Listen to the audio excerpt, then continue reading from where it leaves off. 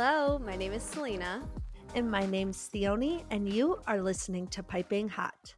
Hello, everyone. Welcome back. You're listening to Piping Hot. I am podcasting Barbie, and with me is podcasting Barbie as well. I knew you were going to do something like that. I had to take advantage of the opportunity, I okay? know. I thought you were going to be like, hi, Barbie. I was going to. I was going to be like, hi, Barbies and Kens.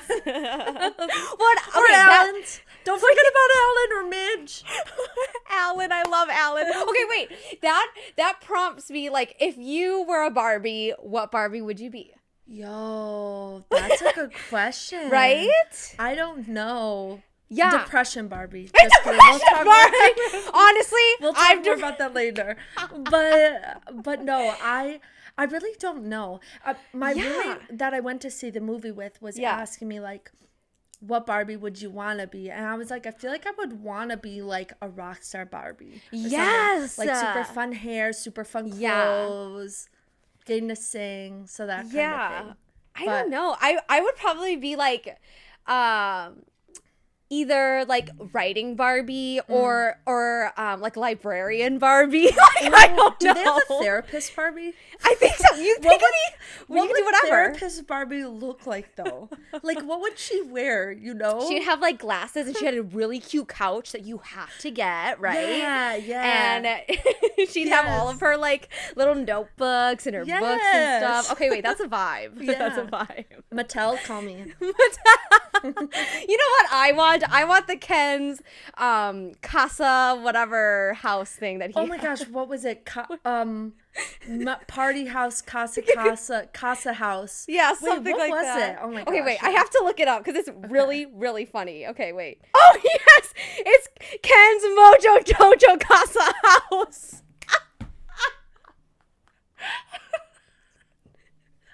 Oh my god. Oh my gosh. Okay, before we get into too much Barbie stuff, because I know clearly that's what we're talking about today, but I want to hear from you. How have you been? I've been good. It's been a really crazy week, actually, but it's been good. Work has been a little busy. I don't know. It's just taken a lot of coordinating and stuff, but it's been great. I'm doing great this week. So. Good. I hope that wasn't sarcastic. No, it wasn't. How about you? How are you doing? How was your week? Good. I have been in the office more because my supervisor's gone, so just covering some of that stuff. So it's been fun to like be around everybody. We've made a few like work TikToks, which is fun. I kind of like gathered everyone to do it because you know me and I love my TikTok. So I was like, I'm gonna force you all to do it with me. But no, it's been good. I've done a little bit of writing. Good. How far are you on that? I think I'm like halfway through chapter 21, but I realized some of my scenes in my chapters are so long and like there's things I'm adding or taking out. So like it takes a little bit longer, but I'm just doing it in small chunks. So. Yeah, that makes sense. Mm-hmm. Nice. But yeah, no real news or anything crazy, just kind of living life. And I am feeling a bit under the weather today, folks. I went to urgent care this morning. And it hurts to swallow. That sounds inappropriate. Anyways, ew. Well, my brain has been in the gutter for so long. Like, when is it going to get out? I don't think it's ever going to get out, and that's okay. Right? You just have to accept it. It is what it is. Oh, another fun fact for those of you who are listening, I'm wearing a baseball cap, which is kind of fun for me. It's a different cute. Vibe. Thank you so much. You can rock it, especially with like your short hair. Like, Thank super you. Cute. Sporty girl. Sporty Barbie. Sporty Barbie. Okay, no. I would be the worst sporty Barbie ever. Are you kidding me? That's okay. No. Oh my god, I would be like passed out sporty Barbie. I would be like dry heaving sporty Barbie. That's so funny.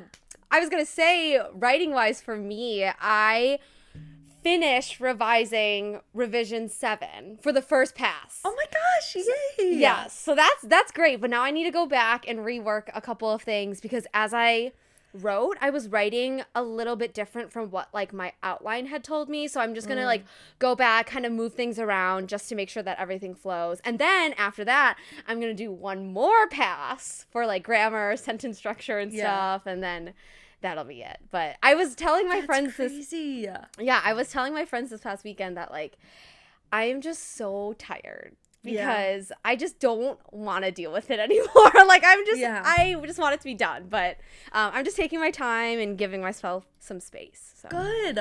But you're in such a good spot. Like the end is near, you know? I know. I can like see it. I get to read it soon-ish. I know. Yeah. I'm so excited. That's crazy. Congrats. We're getting there. We're making our progress. Really, really. What are you drinking? Just water. Oh, very nice. I thought about like making myself some tea, but like my throat hurts so bad that I'm like, I don't want to like. Oh, yeah, I don't know. I'm just, water feels like the move right now. Yeah, so that makes sense. Smart.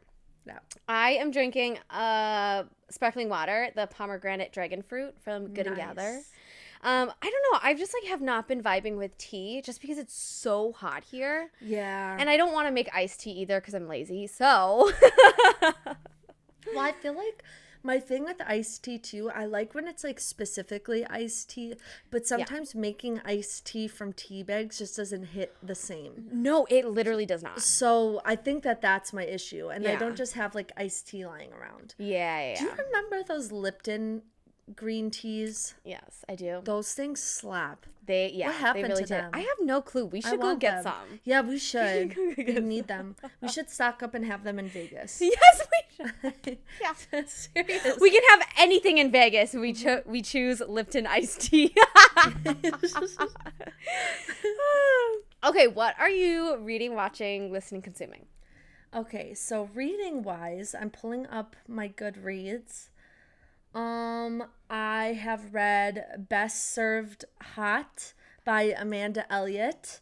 She also wrote Sadie on a Plate, which I really liked. Yeah. It's just like a contemporary romance. I rated this one 4 stars. Yeah. I thought it was really good, but there were some things that could have been better. Like I think it was one of those where I felt like certain things you had too much detail and then other scenes were cut short. So I was like, I feel like if it had been more balanced overall, I think I would have liked it more, but it was good. And I like her writing style. So yeah. Nice. So that was that. And then I just started today Entwined with You. So that is the third book in the Crossfire series, which I'm very excited. I put a poll on like my Instagram of like, should I read Entwined with You or Lizzie's Best Mistake first? And they were both 50% each. So I was like, okay, I guess I gotta decide. So I was I missed this poll. How did I miss this poll? I don't know. I mean, it's gone now. But I'm so sad. I didn't vote in it. I'm so sad. What would you have voted?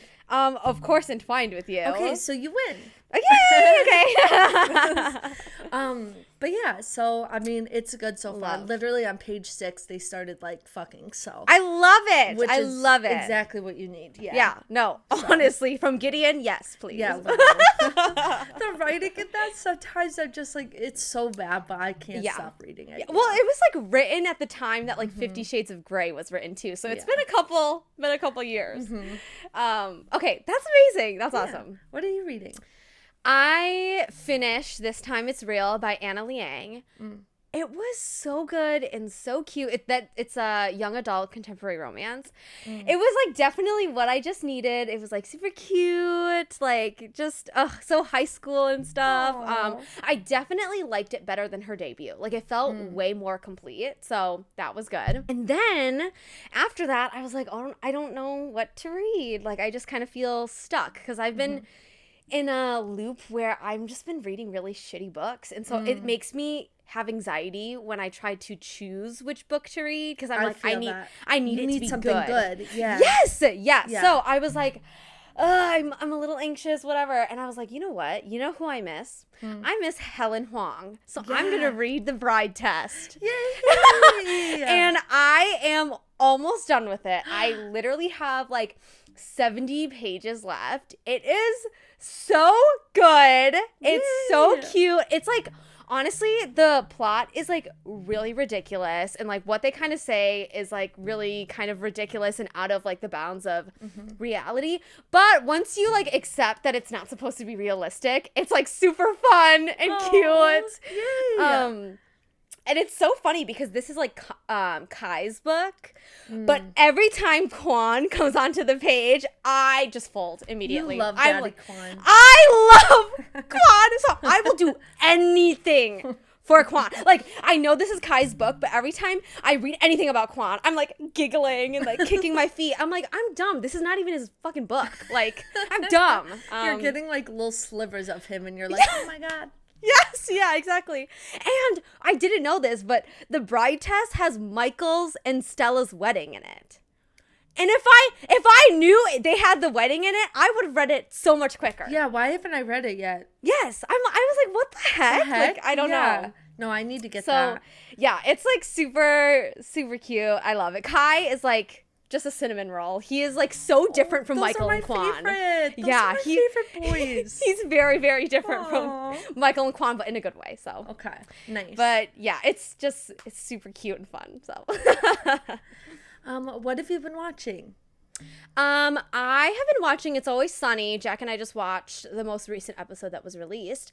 I watched the movie that we're going to talk about today, but then actually we also did Barbieheimer, if you've heard of it. So we actually did Barbie and Oppenheimer this past weekend. But we didn't think of Oppenheimer. It was great. I mean, me and Jack are like really big fans of Christopher Nolan and Cillian Murphy. So like we went in like knowing that we would get something really good. Super fast pace. There was like 5 timelines going on at the same time, but it was fantastic. And it was just so pretty. And I think Christopher Nolan really manipulates like sound in that movie to really kind of emphasize what they're talking about. That's cool. Yeah. And everyone was in it was so great. Like they have a stellar cast and everyone did so amazing. It was funny because I learned that Albert Einstein was alive when the atomic bomb was created. I did not know that. I don't know why I think that like Albert Einstein, the one who like made it? Well, he didn't make it obviously, but like wasn't he the one who came up like didn't they try to like steal his like secret formula or something? No, I don't think so. Oh, well, I don't know. You can't ask any history questions, okay? I was a liberal arts girly, okay? History and math are not my thing. Well, because Oppenheimer and Einstein were friends, and there was Einstein in the movie, and I was like, wait a second. Okay, when was I Einstein think that's alive? what I was thinking of, because I knew Einstein had something to do with the atomic bomb. Like some of his math went towards what it. I knew that. Yep. I just like I don't know. Like I feel like when I think of these like historical figures, I'm always like, oh, they're like isolated and contained and they're just a person. But once they start kind of overlapping, it's like the same thing with like Rosa Parks. Like Rosa Parks was alive when someone else was alive or something like that. I don't know. There was like some context with like Rosa Parks to like really make that was a really good story, Selena.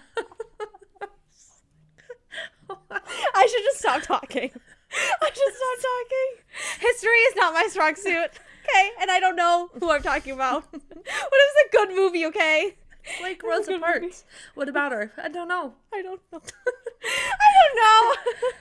Okay, what are you watching? So, I have been watching Always Sunny as well. I'm like season 3, episode 4. Nice. So I'm making some progress. Yeah. I've been watching Love Island, the Kardashians. I watched the newest episode of The Summer I Turned Pretty. I did too! Wait! Yeah. Oh my god, so that's basically what I've been watching. So can I just say something?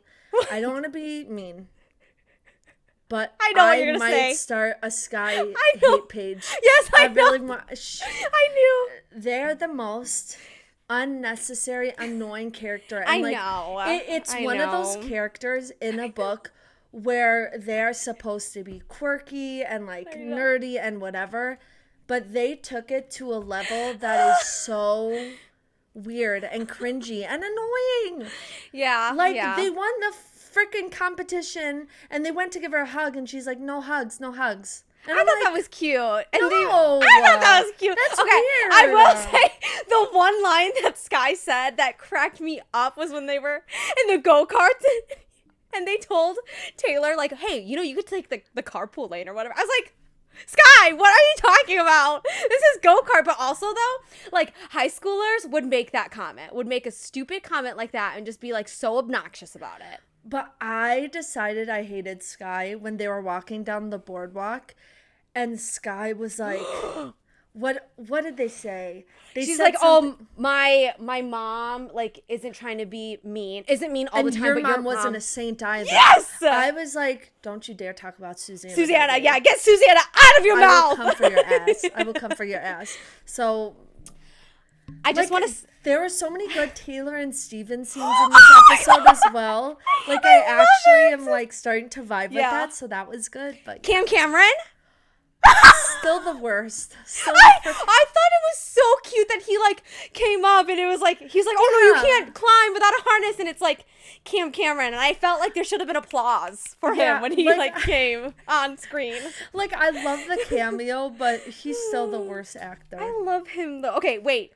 Okay, Conrad being competitive, hot as fuck. I thought I was the Conrad girly, but now I am like 100%. Like I was never in getting denial. Jeremiah and Belly vibes this episode.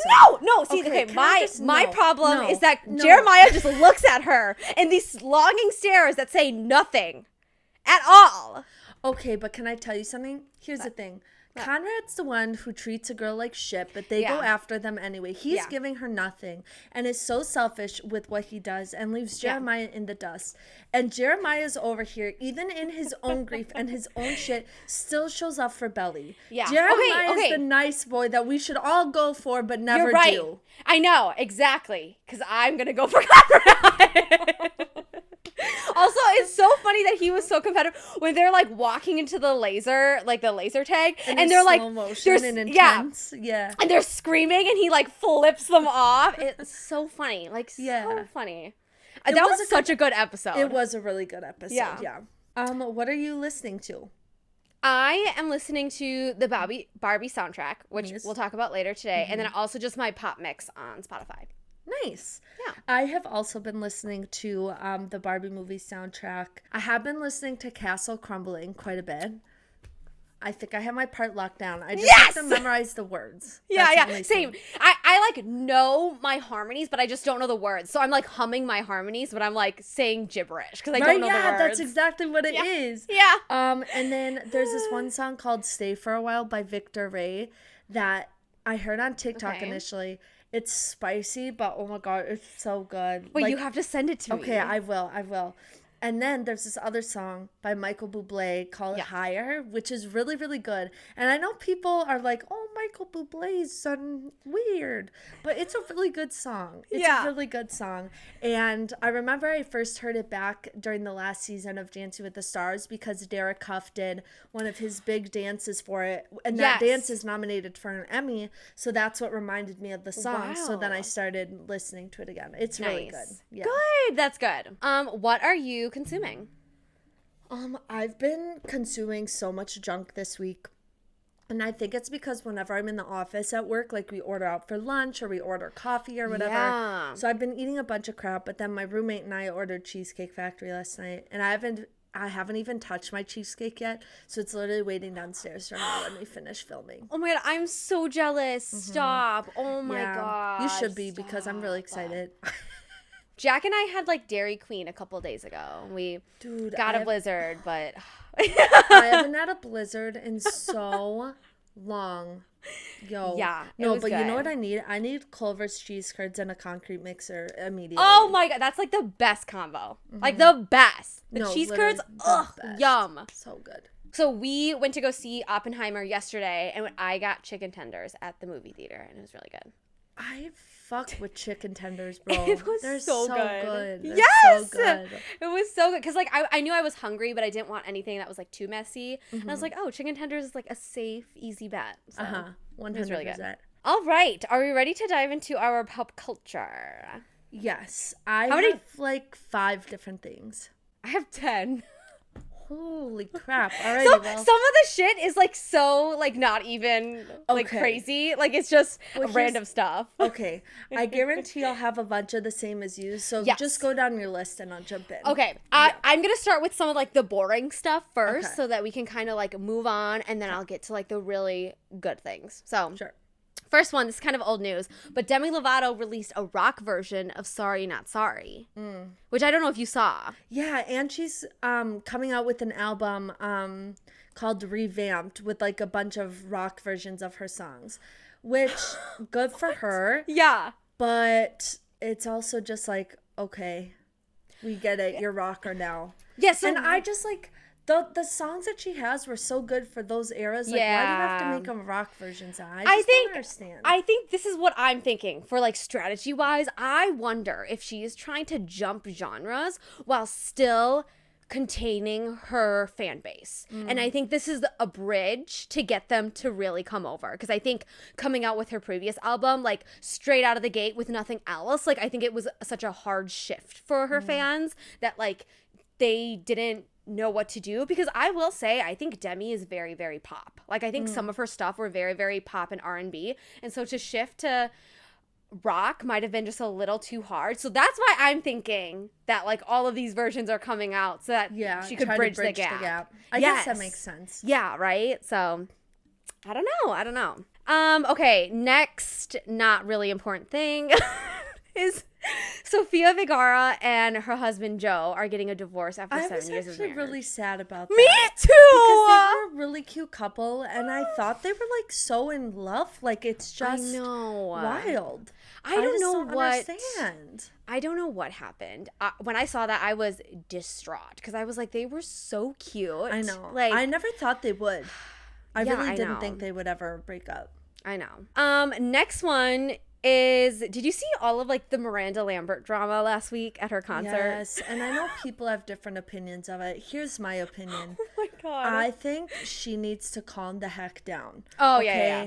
I understand the perspective where it's, I imagine as an artist, it's gotten to the point now where everyone's on their phones so much that you look into the audience and everyone's just recording you constantly and whatever. But that's why some celebrities will be like, can everyone put their phones away for the song or whatever? Fine. So I can understand that perspective, but it's like, that fan paid a ton of money to be there, and I saw a picture of the selfie they took, and it was like a selfie with her in the background. I know. So like, and who are you to embarrass them like that? I know, that like stop in the middle of the song. Yeah, just stop. Say it after the song and be like, hey, like, you ladies I notice in the front, a lot of you guys like on your phones, whatever. That's fine, but like, let's be in this moment together because I'm really excited to be here with you guys. Yes, like, that's so disrespectful. Like, your fans are the people who literally give you a career. Yeah. So why would you disrespect it was VIP like area tickets, and they were front row, and I'm like, I can't even imagine how much that costed. I know, like, exactly. And then to instantly be crushed like that, I just felt so bad for the fans.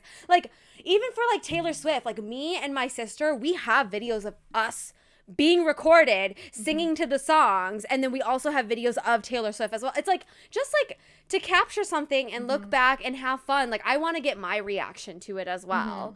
And just like kind of like take something away. And I also do live in the moment, but I also want to have something to hold on to. Exactly. Like, it's just like a balance. Like, it's just totally unnecessary for me. So I have no clue. Anyways, okay. Speaking of concerts, Eminem showed up at Ed Sheeran's Detroit concert. Have you seen that? I did, and they sang "Lose Yourself." I would have shit my pants. I would have shit my pants. I love it. I love it so much. I feel like I've been seeing more and more like different artists will like be popping up. Like I know I'm going to a Noah Khan concert in October or September. I don't really know. Maybe September. But anyways, he just came out with the song with Post Malone called Dial Drunk. Yes! And literally this past weekend there was a concert and Post Malone, or I don't know if it was Noah Khan that came out or Post Malone that came out, but either way, they performed the song together live in front of the audience. So again, that's another just like, That's literally, also the fact that Post Malone is on that track is perfect. He looks so happy in that video. Like, I feel like that's the kind of music he wants to make. Yeah. I mean, honestly though, he sounds fantastic in both genres. Like, I'm so impressed. Yeah. Because it's like on opposite sides of the spectrum, you know? My next one, Lindsay Lohan had her baby boy. Yes, I had that on my list too. It just makes me happy. It's just like character growth, you know? I know. Like, she's gonna be a good mom, I think. I know she's gonna be amazing. Yeah. I'm so excited for her. Okay, getting into the juicy stuff. Kylie Jenner and Jordan Woods reunited since the scandal happened with Tristan and Jordan. I don't know if you saw that. Can I be real honest? As much as I love the Kardashians and stuff and like love watching it, I did not give a toot. I Oh, did me not give it neither. 2. I was like, good for you guys for Yeah. reuniting. Like, honestly, looking back at it, that situation was, like, blown out of proportions. Like, It holy was. shit. No, people Holy take things and shit. just run with them. I'm like, Yeah. oh my lord. So yeah. Yeah. Anyways, I mean, but- like, good for them that they were able to reconcile. So. All right, next one. Gigi Hadid was arrested for marijuana possession when they arrived in the Cayman Islands this past week. Yep. But then she got released, of course. But I literally got that notification on my phone. I was like, wait, really? Like, I was, like, so confused. But it's one of those things, like, what did you think was going to happen? Like, you know you're not supposed to do that. Yeah.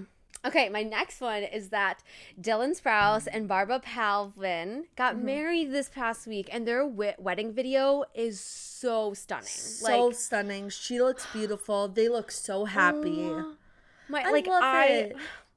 Their wedding video, I literally can't, where she was like, he was trying to like fix his tie, and she's like, here, give it to me, I'll help you. You have a wife now. I can help. I was like, Barbara! This is so cute. I'm gonna literally right now. I'm gonna cry. Like, it's so cute. So I just cute. love weddings. It felt like it was so timeless. Like everything was just so timeless, and I love that it feels like it's gonna live forever, you know? Like even her dress and everything. Like, I love weddings like that. Like, yes, you just want something timeless, like memorable that you look back on and you're like, we were so happy, you know? literally. Okay. My next one, not really pop culture. I think it's more just like for the book realm, but the cover of House of Flame and Shadow. Flame and Shadow. Holy, I was gonna say Shadow and Flame, but Flame and Shadow was released. Okay, and it literally rocked the book world. It did. There were so many theories about who's on the cover. There's so many little details in the cover. Crazy. And, spoiler alert for anyone who reads like any Sarah J. Maas books. Yeah. I don't think we even need to discuss it too much. That could be a whole nother episode, honestly. Honestly, yes. But like, once again, just blows my mind how thought out she is. It's like her and Taylor Swift are similar in the way that they set things up. Yes. But in ways that you don't even know they're setting it up. Exactly. Like, I'm just like baffled. I'm so excited for all of the bonus chapters. I'm between 2 special versions. I don't know if I want to get the Walmart or the Target version. I found out that Bloomington, which is a publisher, posts all of the bonus chapters on their website for free. Oh. Which I don't know why I was didn't know jumping that, through actually. hoops. Yeah, I don't know why I was jumping through hoops to like go on Tumblr and like fucking find the chapter. No, literally. It's on Bloomington's site, actually. Like, I literally had no idea. I don't know what copy I'm going to get either. I think, honestly, I'm likely going to end up just getting Target because it's close to my house. And I know I can get there right there on the day it opens. Oh, definitely. And it's also like Rune and Lydia. So that's a solid choice. That's a solid choice. You know what I mean? I literally feel sick thinking I'm gonna about throw it. up. Yeah. I'm gonna throw up. Yeah. But no, I'm so excited, and January can't come soon enough. So Deadass. I'm taking a day off of work. Oh, me too. Literally, me too. Okay. I'm sorry. Okay. The next thing that we have to talk about, which I know is on your list, but I saved it for last, is that Ariana Grande and Dalton Gomez are getting a divorce, or they have already divorced. And then it's also rumored that she's dating her Wicked co-star Ethan Slater. Okay. The one thing I just have to mention right away, it is nuts how quickly some of Ariana's fans have turned against her. And they're like slut-shaming her and all these things. I'm like, number one, you have no idea how long they've been separated. Number 2, you have no idea what Ethan's situation is with his wife, like how long they've been separated, whatever. Yeah. You have no idea what it looks like behind the scenes. And none of this has been 100% confirmed either. Yes, exactly. So that's my thing. why are you jumping to conclusions and like giving her so much shit? Yeah. Like that was my thing, because it's like, okay, like I understand the whole Ariana and Dalton thing, but like the rumors of her and Ethan, I'm like, that none of them, they haven't even like confirmed anything, and people are just running with it like it's a fact, like it's been confirmed by Miss Ariana Grande herself, and I'm like, no, like All these tabloids are just trying to fucking sell. And so, like, and you know what, too? Maybe it is right, but we don't have the full story, and we will never get it. But that's what I mean. It's like, why are you so quick to, like, yes, and call Ariana a homewrecker and blah, blah, yes! blah. Like, you have no idea what that situation looks like. And unfortunately, a lot of times, like, people are separated for a long time and they meet someone when they're separated before the divorce is final. Kim K did it with Pete Davidson. Yes, you didn't. You know, it's just like, and no one was slut shaming her. Yeah, like, so I don't understand. There's just so many double standards. I think depending on who you are. No, literally, and I think it pisses me off specifically with Ariana Grande because she is like a gem of a human and does so much for other people and does so many things. So then to come at her and turn your back for this, like, for something that's not even confirmed, like, y'all are fake. It also, like, baffles me that it's, like, her own fans. I'm like, oh. I know. I'm like, whoa, what is wrong with what you? is happening here? No, like, seriously. I'm sorry. I think I missed the memo of, like, loving and hating Ariana Grande. Like, I didn't know that there was another side to the coin. Like, I didn't. Literally. And here's my thing. At the end of the day, I just want her to be happy. She's been through one too many things in her life, and I think I just want her to be in a happy relationship. Also, okay, but can we also talk about the whole Dalton thing of, like, I didn't know that she was that famous. I wasn't prepared. I'm sorry, you're dating Ariana Grande. Like, what did you fucking expect? The same thing with fucking Joe Alwyn and Taylor Swift. You are dating Taylor Swift, and you said you didn't expect the fame. Do you know who she is? Do you guys know who you're dating?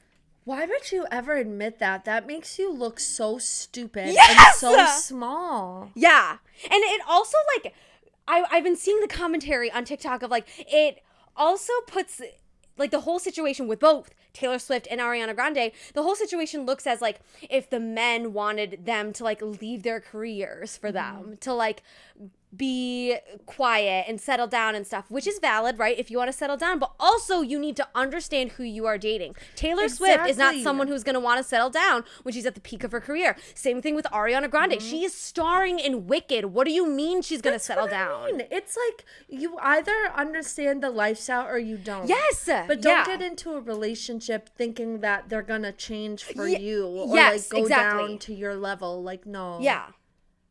Like, it just baffles me. Like, I have no clue. Literally makes no sense to me. Anyways, that is it that I have for pop culture. Did I get everything, or do you have some stuff on your list? No, you got everything. Okay. So we got it covered. Woo!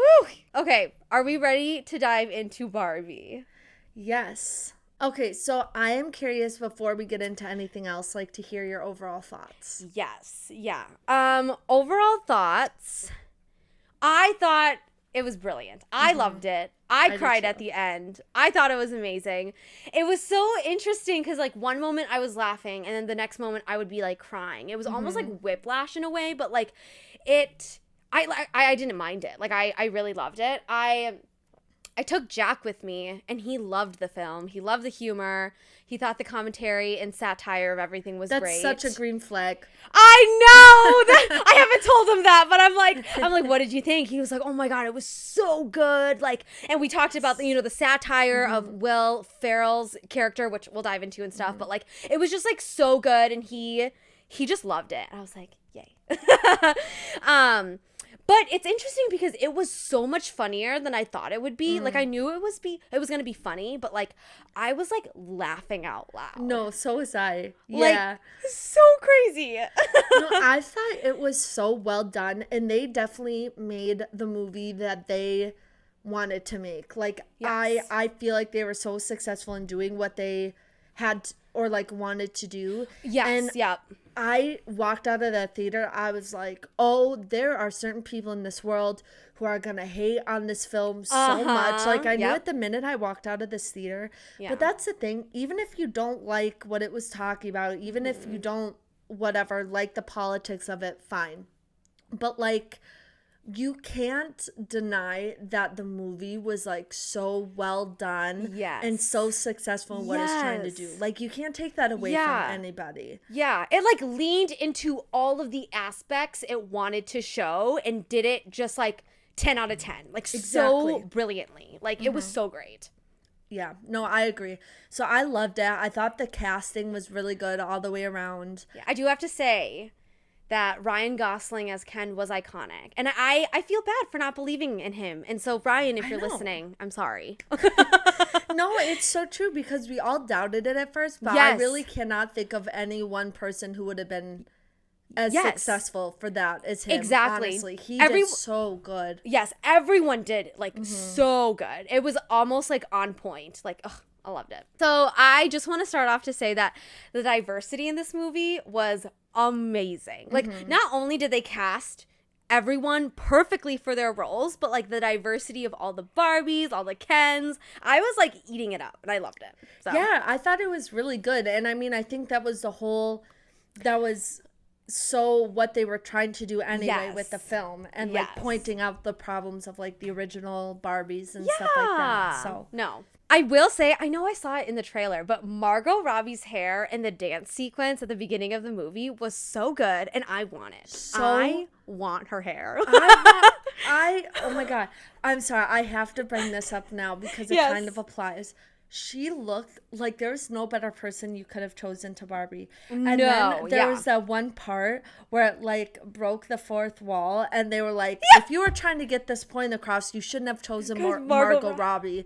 And I was like, that killed me. I was laughing so hard because it's so true. Like, same. When she was feeling so ugly or whatever. And I'm like, Margot Robbie's like the prettiest person on the planet. Yeah. But no, she looked so good. Her hair was on point. Like, just the costume. I have to give a shout out to, like, the production design and the costumes and, like, everything. And, like, hair and makeup. Like, everything was so spot on. I hope they win all the awards for that. Because that set, the costumes, everything was so perfect. But also, like, really well thought out to be like, okay, this is Barbie Land. How do we make it seem exaggerated but also realistic to the people who played it? You know?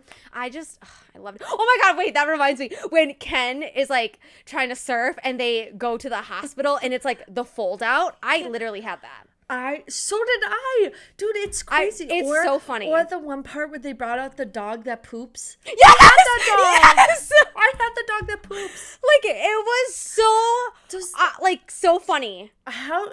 Just the thought that went into it deserves an award itself. Like, it's crazy. Yes, and I think I really love that aspect of the movie too, because I think in all these little moments you could see yourself in it too. I'd be like, oh my God, I had that and I used to do that, especially with Weird Barbie as well, where it's like, oh my God, everyone had a Weird Barbie. You know, like, I feel like everyone could see themselves in this film, and I think that's what made it so enjoyable. Kate McKinnon was so good.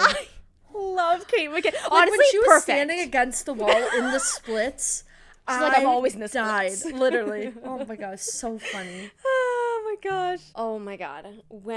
Okay, so I'm gonna talk about now them entering into the human world. Okay. So when they finally arrived in the human world, and Barbie was like, OMG, there's the Supreme Court, and it's a Miss Universe billboard. I screamed. I literally screamed. That was so funny.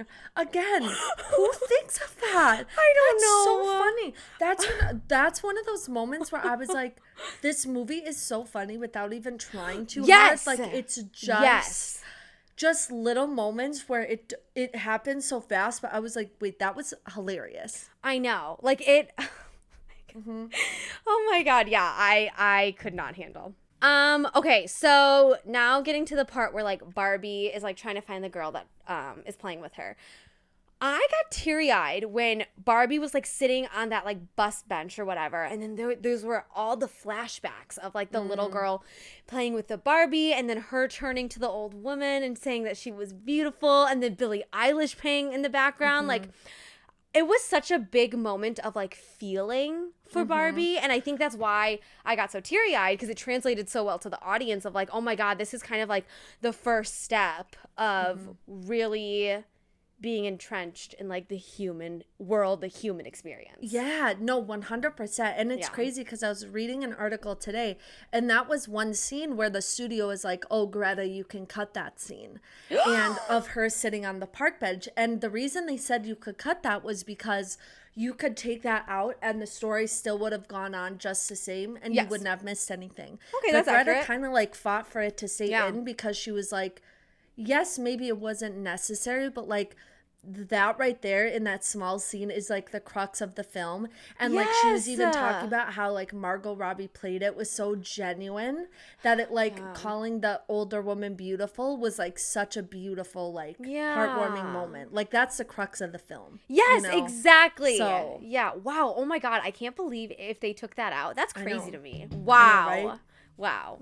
Ken and the patriarchy was so funny. I was living for it when he went around, right? He got books from the library and he realized that he had some sense of control. And the fact that Ken also associated horses with the patriarchy cracked me the fuck up. Like, I was like, that is so random, dude, but you do you. You do you. Well, that brings me back to one of my lines later in the movie that absolutely sent me when he was like, when I found out the patriarchy wasn't about horses, I lost interest anyways. Yes! Yes! Like it was Ken. so funny. So funny. And also the whole fact, too, where it's like when someone asked for the time from him, like that's what set him off. I'm like, someone asked something the time? so simple. Yes! But he was like, oh my God. Because I would know that because I'm a man. Yes. Yeah. Exactly. So funny. It's so hilarious. So hilarious. When the directors of Mattel was all men, I cackled. But I also kind of cried inside because it's like so common. I mean, I think it is getting better, but like more likely than not, it isn't. But it was just like a realization moment of like, wow, like all these men are behind this like women, girl driven kind of product. And I was like, wow, okay. And I knew it was on purpose. I knew it was 100% on purpose. So, yeah. No, again, just those moments were like, just so good. Oh, in that boardroom scene, I think it was in the boardroom scene when what's his name, or no, maybe this comes later. Maybe it wasn't. Anyways, the one guy who initially came in and told them that Barbie was there, whatever. Yeah. He was like, I'm a man with no power. Does that make me a woman? Yes. That was when Barbie came in. Yeah. Screamed. I know. Me too. I screamed. I was like, oh, my theater was so vocal too. Same.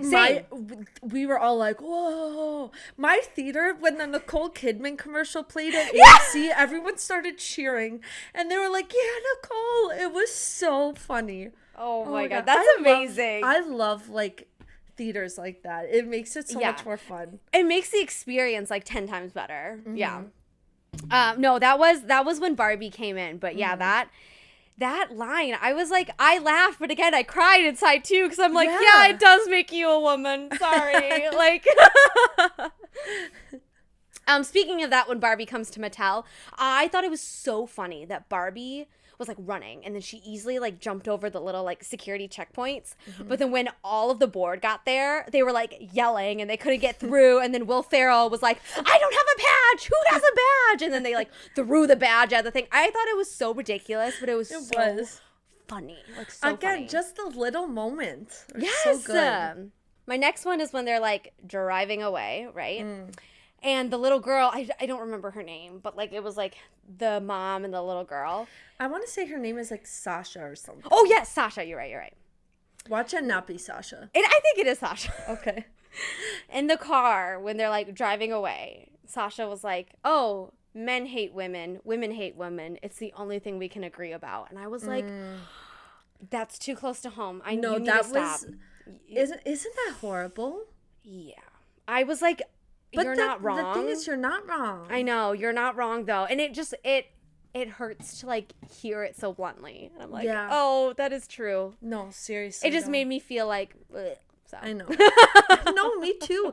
Again, I feel like, sorry, this is another just very general comment, but like, it's one of those moments that points to the fact that like, the movie balanced being so funny but also serious so well. Yes. Where, Yes. like, I feel like there's the perfect amount of comic relief, but also the perfect amount of, like, taking the thing seriously. You know what I mean? So, I agree. Honestly, like, the way that they balanced it, like, good for them and their writers. Like, it was so good. It was so good.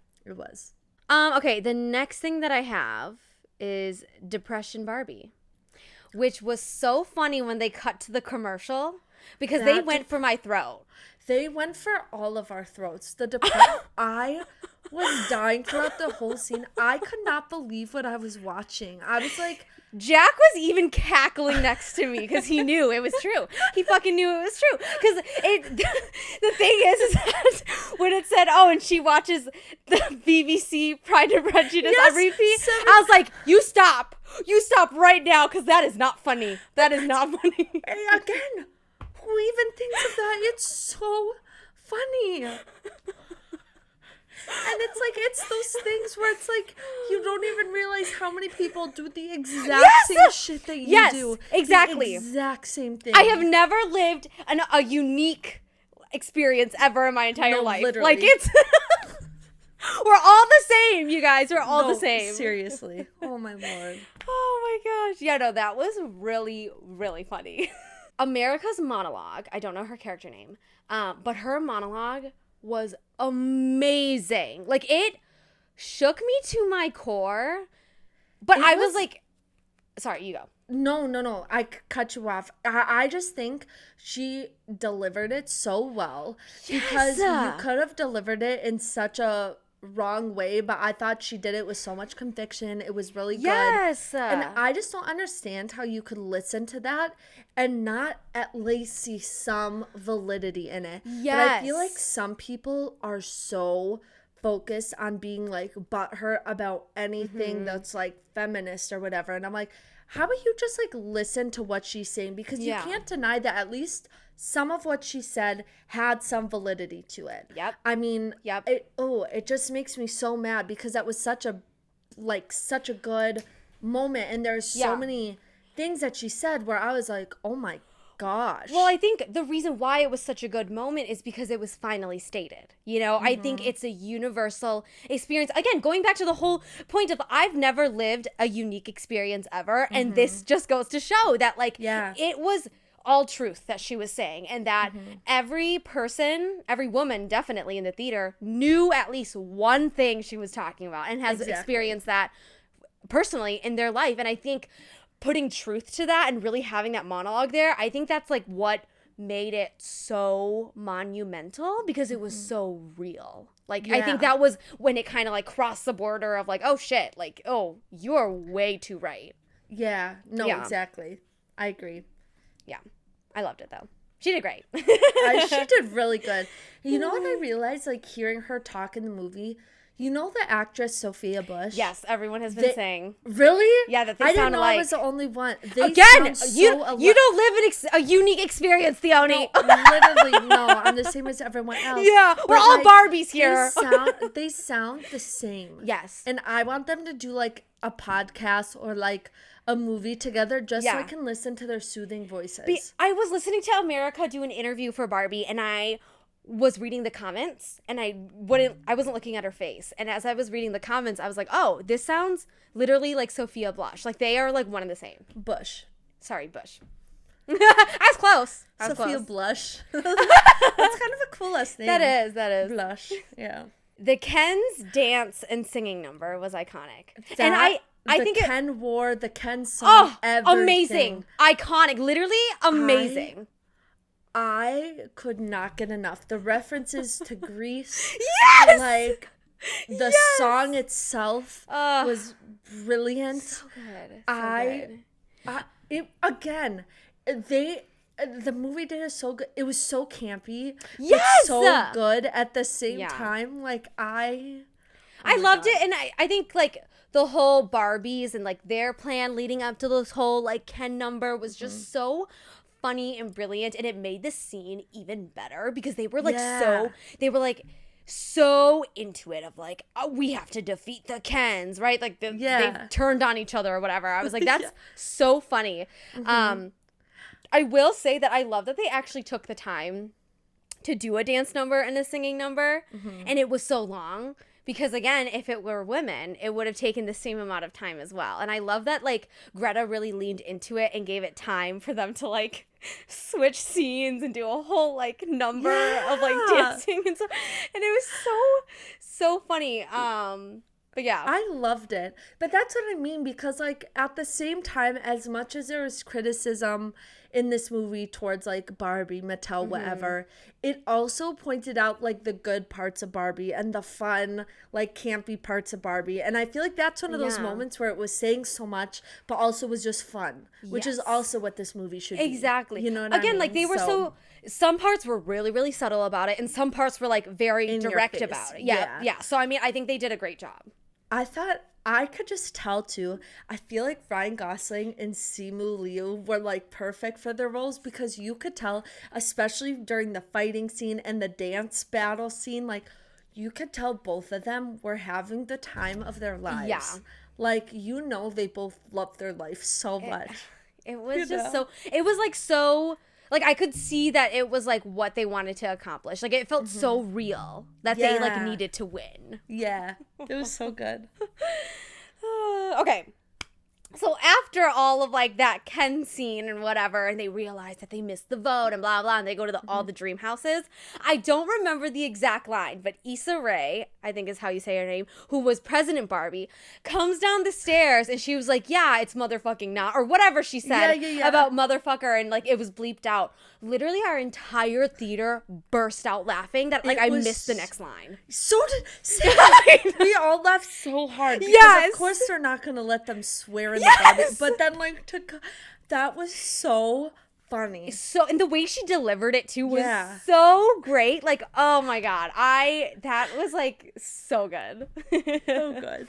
Okay, the next thing that I want to talk about is this whole scene with Ruth and Barbie at the end. I don't know if you have anything else to add. Okay. Well, first of all, I was a fucking mess when this entire scene was happening, okay? I just want to let you know, it stabbed me to the heart, and I was a mess during this entire flashback thing. I loved the quote that Ruth said to Barbie.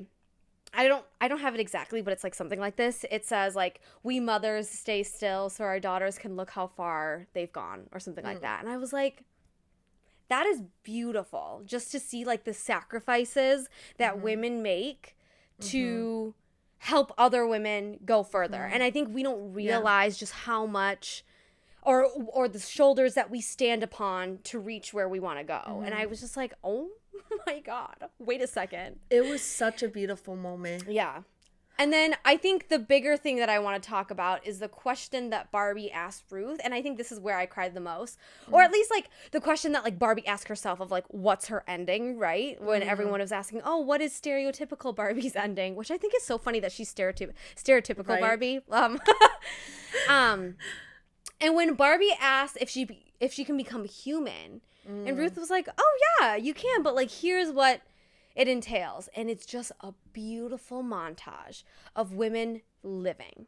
I cried because I think I got chills. Yes, I think it just addresses a bigger problem or question of why women can't just be. Like, why do we have to be a mom and have a career and do X, Y, and Z, and then we can have value? Like, why can't we just be? And I think Barbie's question to Ruth was supposed to be ridiculous, of like, a doll can't become a human. It's like, okay, well, why can't women, if we're looking past that question, why can't women just, like, be human? Like, why can't we just be? And I was like, yes. And I was just like, why can't we be as many things or as few things as we want to be? Yes. You know, like, why can't we just have joy in life regardless of those things? And it's like, no, it's not supposed to be a ridiculous question, but in hindsight, I think the way that they had posed Barbie to say it sounded ridiculous, but I think really got to the root of the problem of, like, we can't just be. And I think that's what really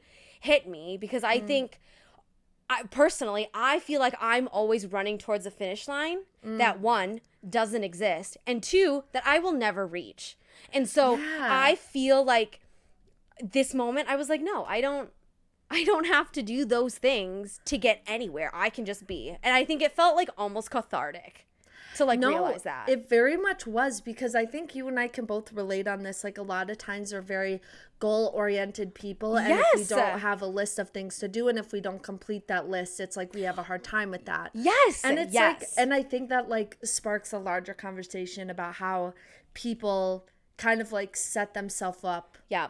for failure that way, because we don't give we don't give ourselves like flexibility in that. Like we set these expectations for ourselves, or other people set those expectations. I was just gonna say, us, yep. you know? Yeah. Like, what are we?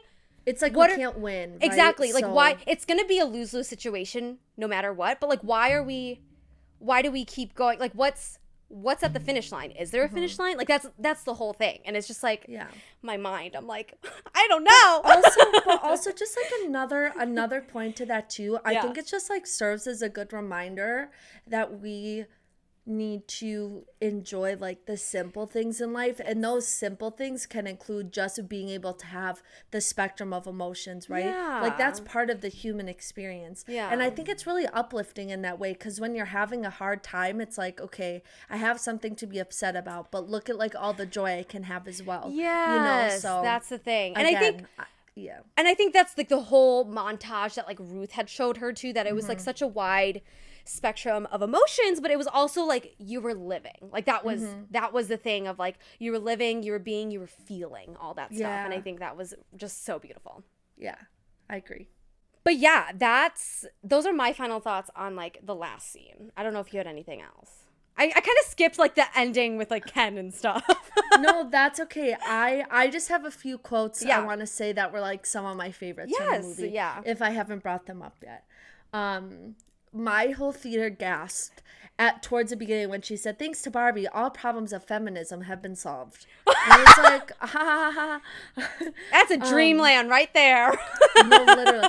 And then all of the women in my theater like started snapping when Barbie was like, "I would never wear heels if my feet were shaped like this." And I was like, "You're damn right." Yeah. Those things are yes. effing painful sometimes. Honestly. Okay, I laughed so hard when Kate McKinnon said, Weird Barbie said, "I'd like to see what nude blob he's packing under those jeans." I screamed. Me too. I thought that Jack was laughing. like Jack was just like dying next to me, because he's like, yeah, that's right, because it's just a nude blob. Like, it's nothing. There's nothing.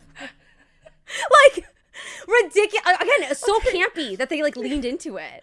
No, literally. And that kind of brings me into the final line of the movie when we think she's going. I thought she was going to get herself a job. Yes, me too. And like start whatever. And then she's like, "I'm here to see my gynecologist." And then credits. So funny. So funny. I thought that was so funny and such a good way to end the movie, like on a light, funny note. I'm here to see my gynecologist. And she was so happy about it. I know. I'm like, girl, you got no idea, honey boo. Yeah. But you know, you do you. I'm proud of you no matter what. No, literally. I also just have to give one shout out to the "I Am Knuff" shirt. I want one. They sell them on Mattel's website. I'm going to get one. I think they might be sold out, but I bet you could. They'll probably do more. Yeah. No, because I saw that when he came down after they had their like little chat in the bedroom. And I'm like, I need that. I am Ken enough. So funny. So funny. I love it. But yeah, lots of good things about the movie. I loved it. I loved it. It was so good. Like, okay, the thing is that like I want to say like it was the best movie I've seen, but I haven't seen a lot of movies this year. But it was just so good. Well, super fun. Well, I think for sure it like lived up to the hype of it. I agree. And it deserves all the awards and movie of the year for sure. Yeah. Like, it's iconic. It's like, so, it's going to become a cult classic. Like, it really is. That's literally what Jack said when we walked out of the movie. He's like, I can see that becoming a cult classic immediately. Like Mean Girls or something, where it just lives on forever. And I was like, you are so right. I think it is. Because it's so quotable. It's so funny. Like, so good. I love it. Good. So good. So as far as going into the next part of the episode, I honestly don't have a ton of thoughts about the album. Yeah. But I have like a few, like I have like my favorite songs if we want to talk about those. I don't know what you have. I just have like my top 3 like favorite songs from the soundtrack. I will say the soundtrack fit perfectly with the movie. It did. Again, Like, it's one of the, I have so much respect for whoever scored the soundtrack, whoever had the ideas for the songs. And I thought everything bled together so well. Like, even the transitional music, how, like, there would be, like, the melody of Dance the Night throughout. And, like, I just thought it was so well done. It's so smart. Yeah. Like, So whoever was smart. in charge of, like, the music department, they were telling their own story. Almost. They were. Like, it's crazy. Yeah. It's crazy. So good. Okay. What is your, like, top or your, like, third favorite song? Go, like, 3, 2, 1. Or I don't know if you have them ranked. I do not have them ranked. Okay, that's fine. That's fine. But one of my favorite songs was Pink by Lizzo.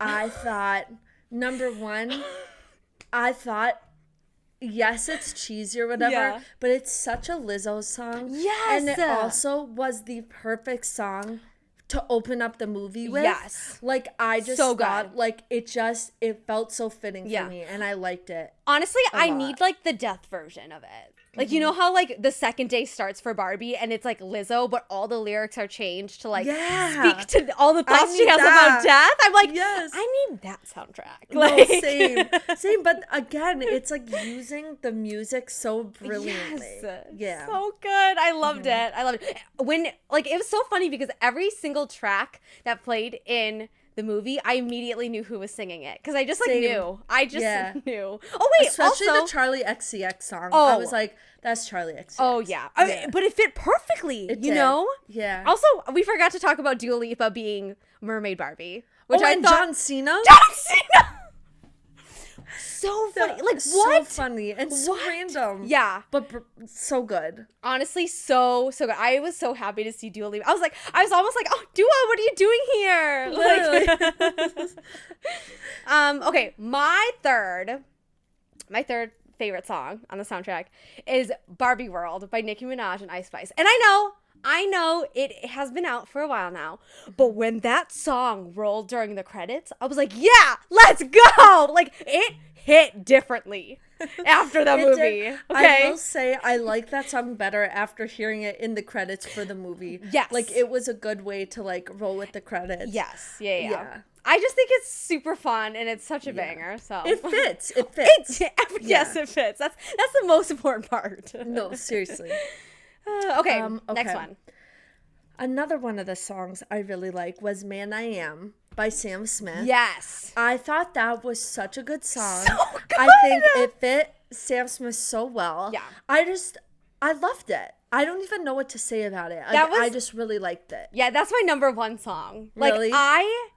Again, it's so Sam Smith, but the scene that it played in was perfect. Like, it just made the song even better, and I just loved it. Love it. I think it's now seeing the movie, the soundtrack has a different meaning, and it makes me like songs like more or less because of what I associate them with now. Yep. So yeah, Definitely. and then the last one that I really like, which I don't give a crap if it's basic, I really like Dance the Night, and you knew I was gonna say that. Yeah. But It's so good. it's so good. It's so Dua Lipa. It's so this movie. Yes! Like, it's such good vibes.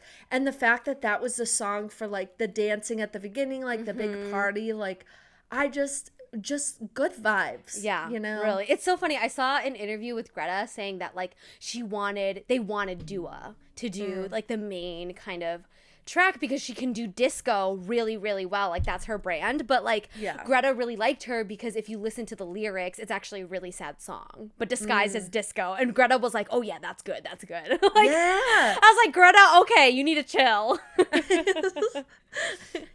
And then my next one that I like, well, this one was technically like my second favorite because Man I Am was my first one. The second one that I liked is What Was I Made For by Billie Eilish. That was, like, one of my top as well. So I think Greta knew what she was doing when she asked for people.